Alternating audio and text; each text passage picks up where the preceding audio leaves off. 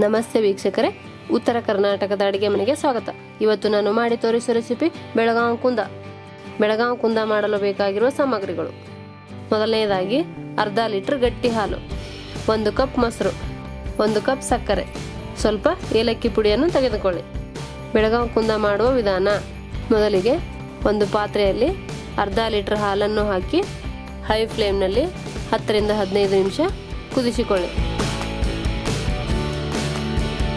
ಅರ್ಧ ಲೀಟರ್ ಹಾಲು 1/4 ಲೀಟರ್ ಬರುವವರೆಗೆ ಕುದಿಸಿಕೊಳ್ಳಿ.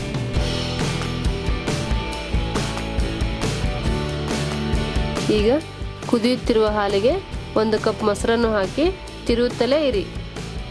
ಕುಂದ ಮಾಡಲು 30 ರಿಂದ 40 ನಿಮಿಷ ಟೈಮ್ ಬೇಕಾಗುತ್ತದೆ.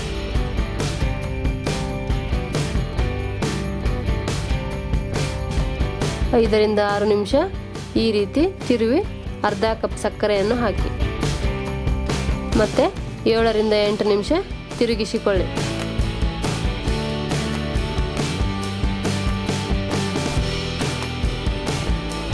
ಈಗ ಕುಂದಕ್ಕೆ ಬೇಕಾಗುವಂಥ ಸಕ್ಕರೆ ಪಾಕನ್ನು ರೆಡಿ ಮಾಡೋಣ. ಇನ್ನೊಂದು ಪಾತ್ರೆಯಲ್ಲಿ ಇನ್ನು ಉಳಿದಿರುವ ಅರ್ಧ ಕಪ್ ಸಕ್ಕರೆಯನ್ನು ಹಾಕಿ 5 ರಿಂದ 6 ನಿಮಿಷ ಬೇಯಿಸಿಕೊಳ್ಳಿ. ಸಕ್ಕರೆಗೆ ನೀರನ್ನು ಹಾಕದೆ ಈ ರೀತಿ ಪಾಕ ಬರುವವರೆಗೆ ಬೇಯಿಸಿಕೊಳ್ಳಿ.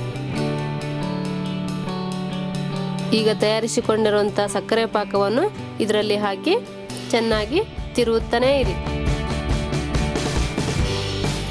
ಕುಂದದಲ್ಲಿ ನೀರಿನ ಅಂಶ ಕಡಿಮೆ ಆಗುವವರೆಗೆ ಬೇಯಿಸಿಕೊಳ್ಳಿ.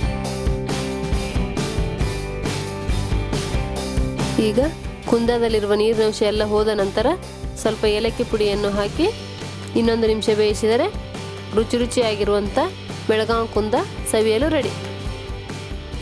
ಬೆಳಗಾವಿ ಕುಂದ ಮಾಡುವುದು ನಿಮಗೆ ಇಷ್ಟವಾದಲ್ಲಿ ಲೈಕ್ ಮಾಡಿ, ಕಮೆಂಟ್ ಮಾಡಿ, ಸಬ್ಸ್ಕ್ರೈಬ್ ಆಗಿ. ಧನ್ಯವಾದಗಳು.